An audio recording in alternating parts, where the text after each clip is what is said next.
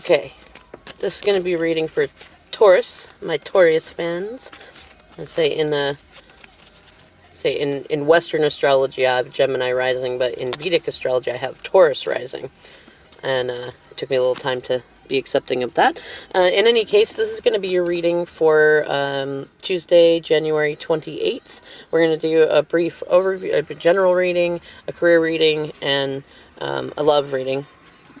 And just to be, I guess, fully warned, I do like to explain the cards a little bit, at least while I'm doing these beginning ones. So while my intention is to get down to shorter daily readings, this video, as with the first one I did for Aries, might be a little bit long.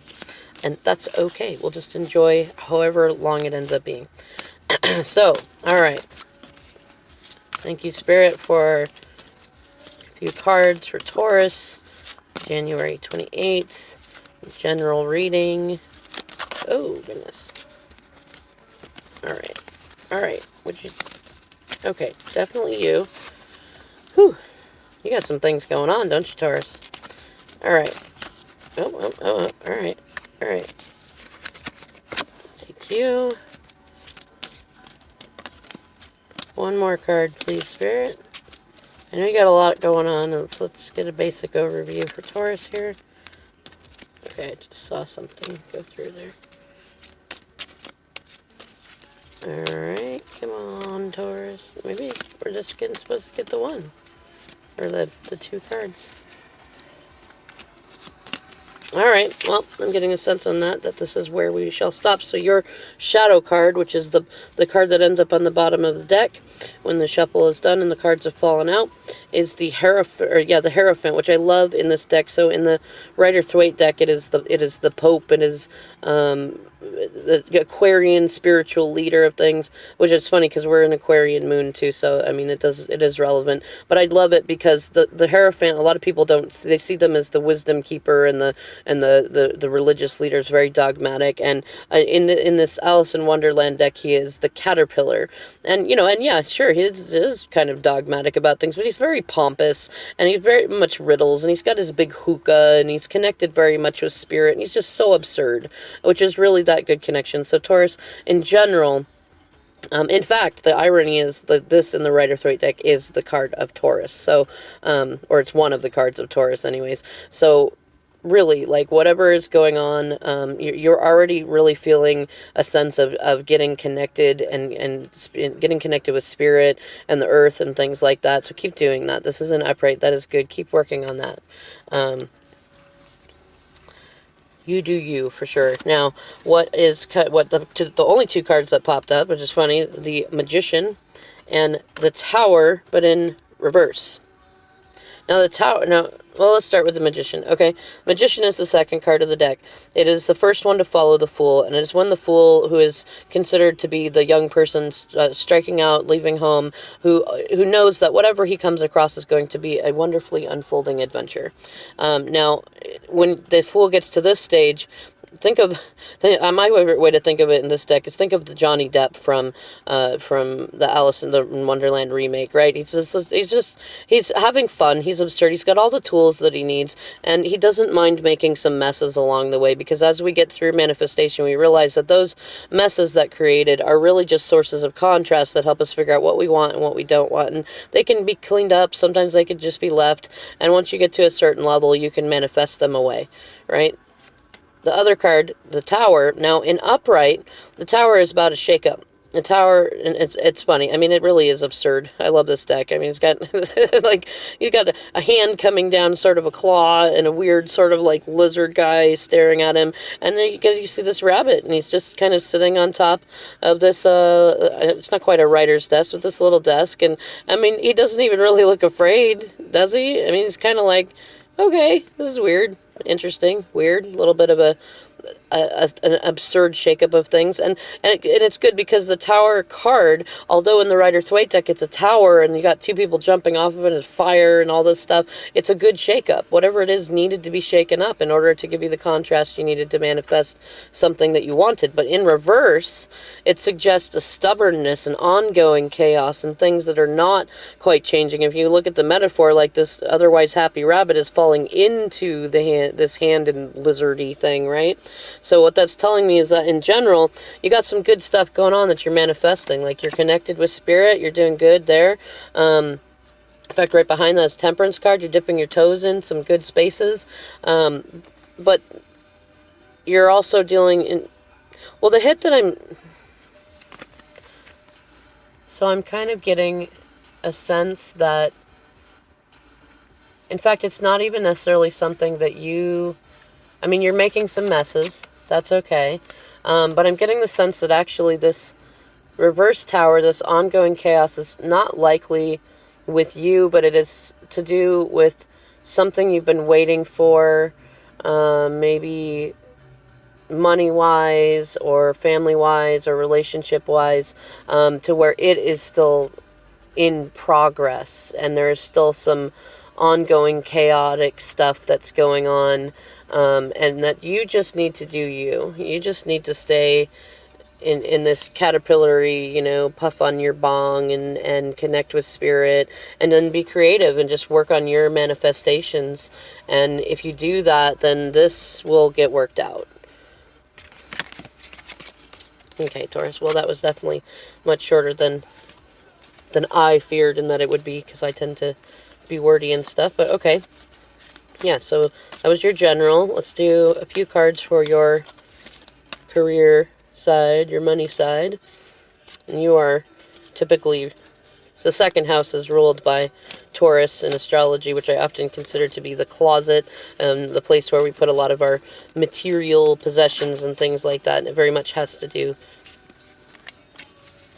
with that, well, with the Venusian energy, a love for the aesthetics and the beauty of things, and it also has to do with material stuff. So you've got a strong connection with things that have to do with earthly pleasures, materialism, things like that. Okay, so you just got one card that popped up here for your career stuff. And your underlying card here, this is a fun one. This is the Six of Pentacles, but it's the Six of Oysters in here. And in the Rider-Waite deck, you often see a character that has, it's like one character in the middle, and he's kind of taking money from a kneeling figure over here and then giving it to the other.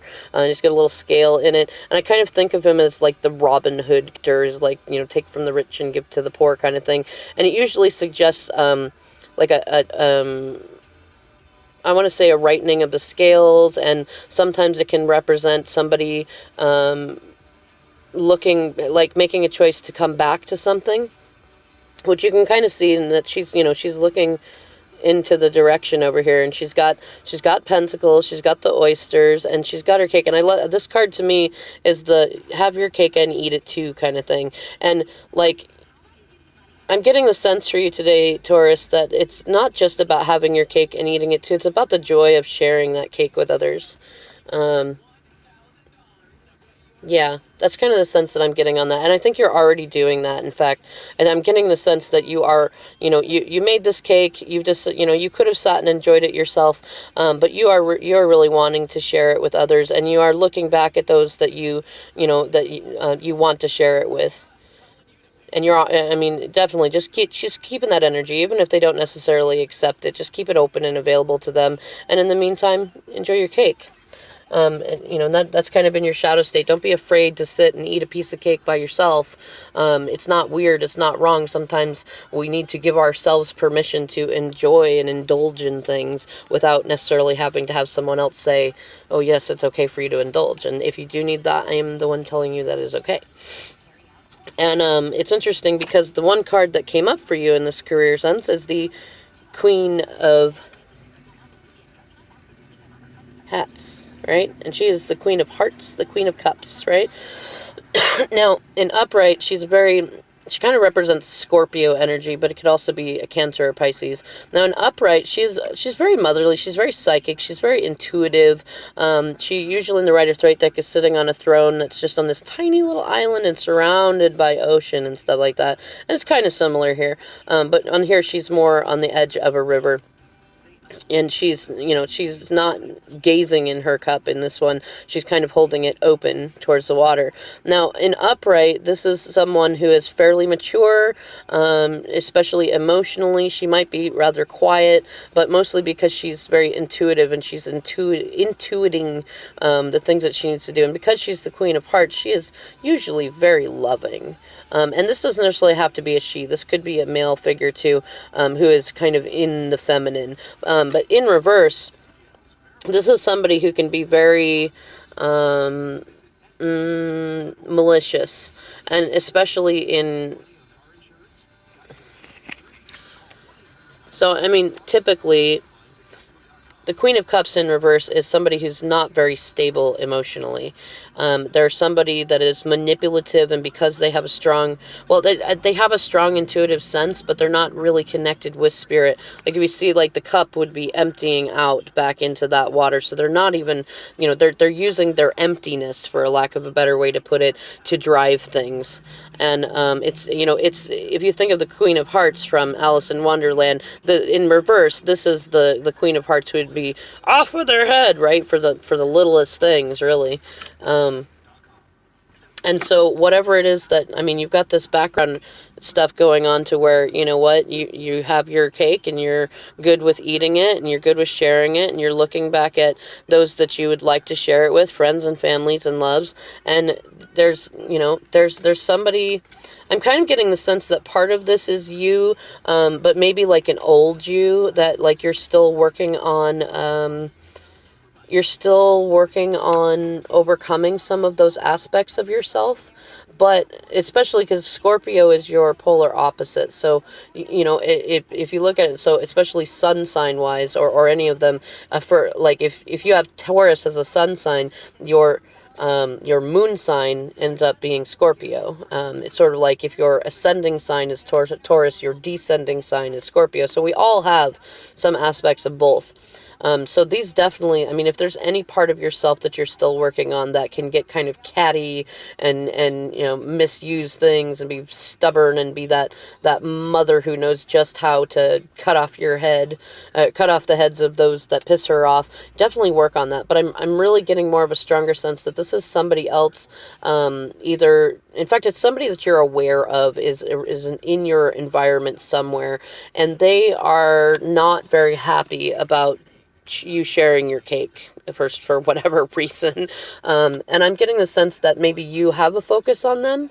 Don't worry about them. Like, you know, and sometimes with the Taurus energy, we can get to a state of being either like, well, I don't care about you. I do what I want, and you just be mad about it. And I'm just, you know, but we can also get very catty and set up situations where we're intentionally trying to piss them off.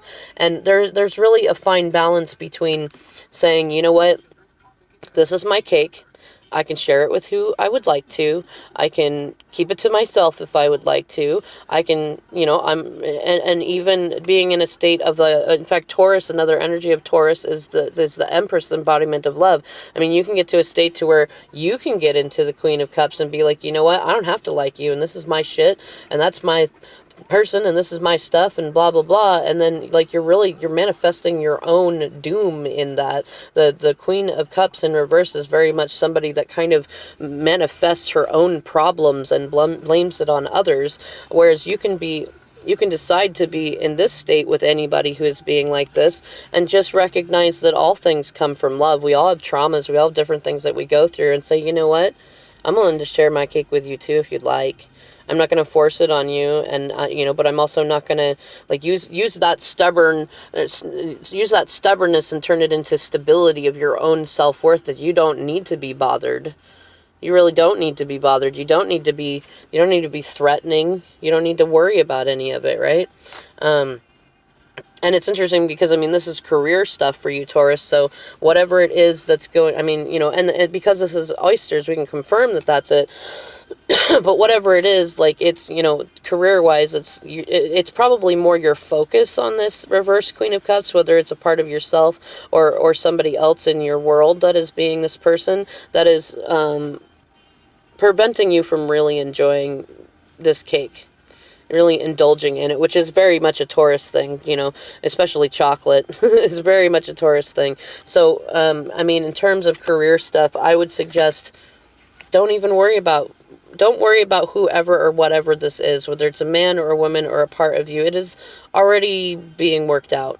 You just worry about enjoying your cake, indulging in a little bit of it today. Give yourself a little bit of a, make it a spa day if you need to, you know. Don't, you do you and just be you. Because when you are doing you and just being you, then, you know, you're fine. Whatever it is that you are doing, it doesn't matter if other people are getting upset about it, unless you are doing it to intentionally piss people off. Then you are the one who's sitting in the Queen of Cups reversed energy.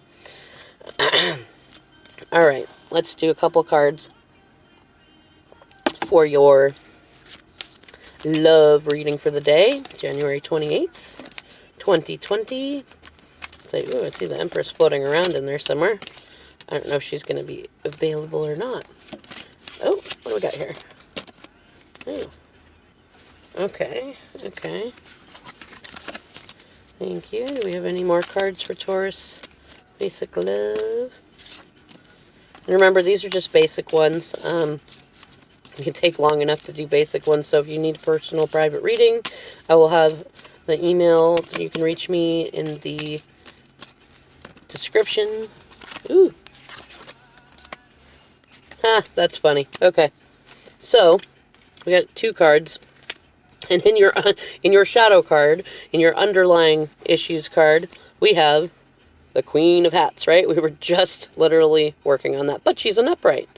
So in terms of love, I'm going to get the sense that this is you, and you are doing tomorrow what I suggested, and that you are being in your loving mother self. And what's funny is what ended up right behind was the Page of Hats, and even right behind him, the reversed 2 of Swords, 2 of Flamingos, which means that there might have been an issue to where your Page of Hats, your romantic messages were not coming to you. And now that you are in this state, I'd imagine, as long as you stay in this lovely, loving energy, and keep getting into your Empress state, and you be the queen that you are, whether you are a man or a woman, you be the embodiment of that mother energy, that you will get those communications that you've been likely waiting for. Or maybe you haven't been waiting for them. Maybe you haven't been expecting them. But I get the sense, because you got the Knight of Peppermills, that you have been waiting for some sort of a communication. Or that you would like to be communicating, and you would like them to hurry the fuck up. And for whatever reason, they are being muffled, sort of like part of this reading with this street sweeper. But that's okay, because you would like to have quality messages, right? You would like, I mean, we tend to think about, okay, so here's the thing, Taurus, you got, the other card that came up for you is the reverse 3 of Swords, or 3 of Flamingos, right? Now, in upright, this is about a heartache, but is a necessary loss. Usually a breakup or a problem in a relationship that things broke down, and usually it's because it had to do with some sort of a third-party situation where other people were involved. Maybe because it's more about swords and hearts, it's a lot to do with it's a lot to do with your thoughts. More than it has to do, like, I mean, if it was the 3 of Cups, well, the 3 of Cups is a joyful card, but if it was a cup-related issue, it would be different. So this has more to do with what you thought needed to be cut away. And in reverse, this is about reconciliation. Maybe recognizing that whatever that you cut away was not necessary to have cut away. Maybe you were too caught up in your head and your thoughts that you were covering. I mean, look at the flamingos, the swords are covering that heart. They're covering it up, right? So whatever it is, there's going to be some sort of a reconciliation for you today. And it will probably be in a sort of rushed energy, and it could have to do with a Sagittarius, a Leo, or an Aries sort, that maybe, like, I mean, considering that you had the Queen over the Page of Cups, over the 2 of Swords, that maybe they've been caught in their own head and not sure exactly how to communicate with you. I know and I mean, if I take my Vedic astrology as a Taurus rising, there's it's very common as Taurus, with any sort of Taurus energy, to come across as somebody who is intimidating, and somebody who's difficult to communicate with, somebody who would be very either reversed Queen of Cups or reversed Queen of Swords, who will, like, you know, off with your head if you say it quite the wrong way. Which is why, as long as you are enjoying your cake and indulging in your cake, and you're not really worried about what anybody else is doing, and you are just being your loving self and offering cake to those who want it, but not requiring that somebody sit and eat cake with you, and you're just having your good time, then you're going to get that reconciliation, and it will probably come on a lot faster than you expect. And, you know, and because you're a Taurus energy, whether you're sun, moon, or rising, it might feel a little bit rushed to you, because as an earth energy, you know, you tend to do things slow and steady and methodically. But you know what? Just allow it to come. Something that I've been learning to practice too is, if something is coming at me a little bit faster than I expect, rather than getting into my Chinese earth ox as my sign, rather than getting defensive and trying to butt it away, I simply try to sit and breathe into it. What is this thing coming my way, and how do I feel about it, and what do I want to say? And, you know, rather than being the bully, you can be that gentle bull, like Ferdinand. You know, smell the daisies and enjoy yourself and eat your chocolate cake, and don't worry about the haters. It's funny. Have strength, unicorn and lion. All right, Taurus. As I said before, if you would like if you'd like a more detailed reading, I am available. My goal is to fulfill my second house in Taurus, which is to get 5 $25 readings done every day. It'll be up to 60 minutes. I'm really not big on putting a lot of limitations on what you can ask. You can ask me anything, and we can play and have fun and figure out what is going to bring you the most absurdly joyful abundance and love and money that you would like. So please make sure to check out the links in the description and give my page a like and a subscribe, and I will see you for the next reading tomorrow.